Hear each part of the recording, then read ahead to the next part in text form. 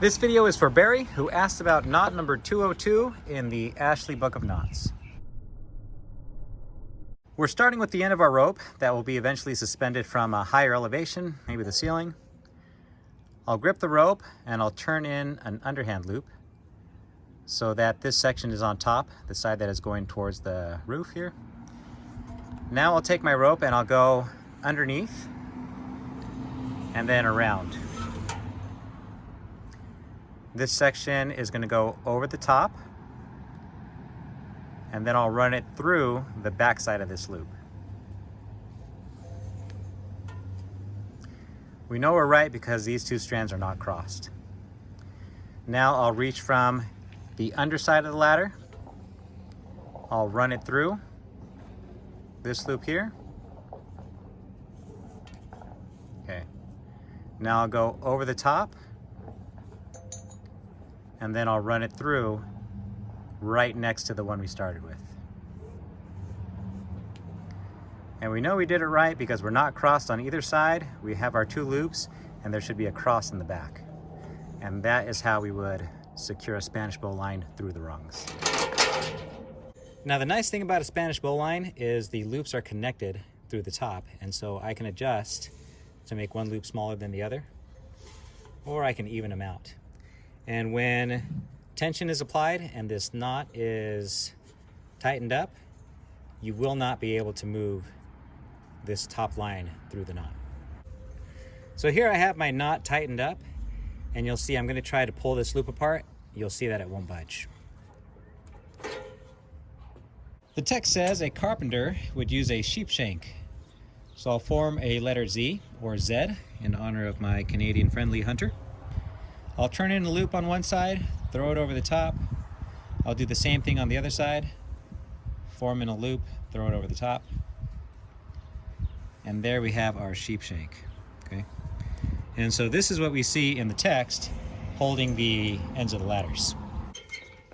Then it says a sailor would use a Spanish bowline. Now here's one way I know how to tie the Spanish bowline. We'll take our midpoint, we'll fold two loops inwards. The loop on the left is going to go on top, and we're going to create a triangle there in the center. Now my two strands, I'll wrap them over the top of these two ears, and I'm going to push both strands through that triangle. There's our Spanish bowline. Now that's great if you have access to the ends of your ladder, but Barry specifically asked about inside the rungs. All right, let's try this with some climbing rope. The section of rope that's going away from me is going to be tied to our higher elevation. I'll grip the rope and I'll turn in my underhand loop.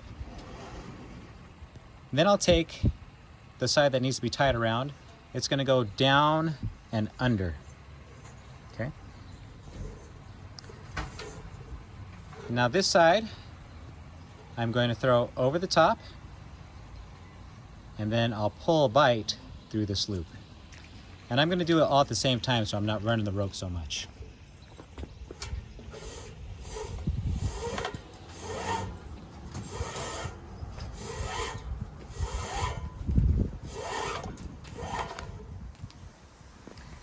Okay.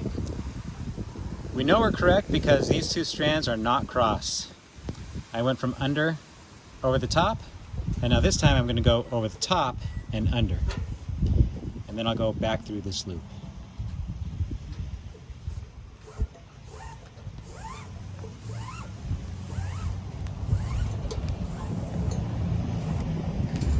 Okay, now we have half of our Spanish bowline.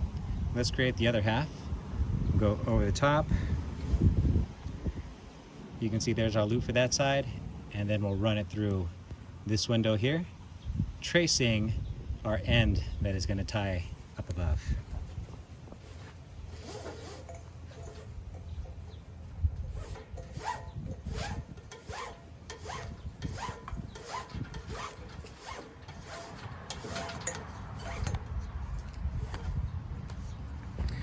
All right, and if we did this correctly, neither side will be crossed. We'll have loops on either side, and we'll have a cross going across the back of our knot.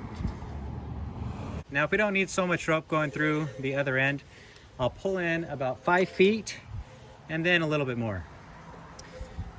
From there, I'll turn in my underhand loop and I'm going to throw my rope underneath, then over the top, back through this loop here. There we go. Now that we're over the top, I'm going to go from the underside and poke it back through. And then I'll wrap over, and then this end is going to trace along the rope that will be from the higher elevation. And there is our Spanish bowline. And now to finish off this knot, we'll do a couple half hitches over the top to make sure that we have that added security.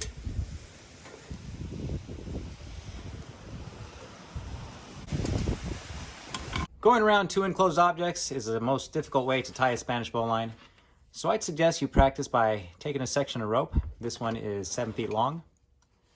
And tie the bowline the easiest way possible, which is turning in the 2 loops. Strand on the right goes over the strand on the left, and we have our pretzel with the triangle in the middle. Now I'll take my 2 lines, I'll go over the top, and I'll thread them through that triangle. Dress everything up. All right. Now what we're going to do is imagine this is the way we're going to tie it when it's on the ladder. Okay. And so I'll take one section and I'll undo it. Okay. And now I'll go back and I'll redo that one step. Okay. Good. We still have it. And we're just going to keep doing that over and over again until we see what we're doing here. What I did was I went over and now thread it back through. And every time you undo your Spanish bowline, you'll take it one more step. So here we go. Now I'll pull this one through. And if you look, this is actually a figure 8 knot. But I'll pull this over. Now I'll take my end, I'll thread it right back through, wrap it over the top, and then back through here. And every time you look at your Spanish bowline, you should have your 2 loops on either side and a cross in the back. There we go. If we dress it up, there's our cross. Eventually, you should get to the point where you can take your rope, turn in your loop so that the one above is laying on top. I'll take this side, I'll go over the top and then through the back and pull it through. Now I'll go back through,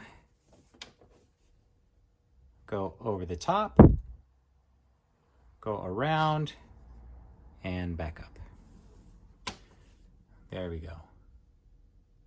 Now this seems simple when you're doing it freehand, but it does get complicated once you try doing it around 2 objects.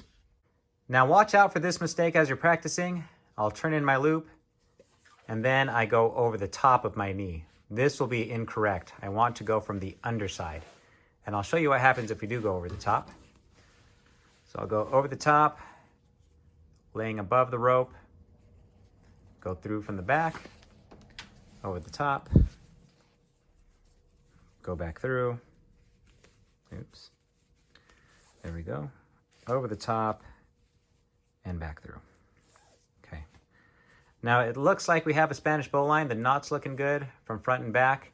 The only problem is we have a cross in our line. We don't want additional crosses in our line, so make sure when you start on your right hand side, you go underneath and over from the outside. Now if you don't have access to the ends of your rope so that you can flip them all the way around, what you can do to tie in your Spanish bowline at the midsection of your rope is turn the loops in.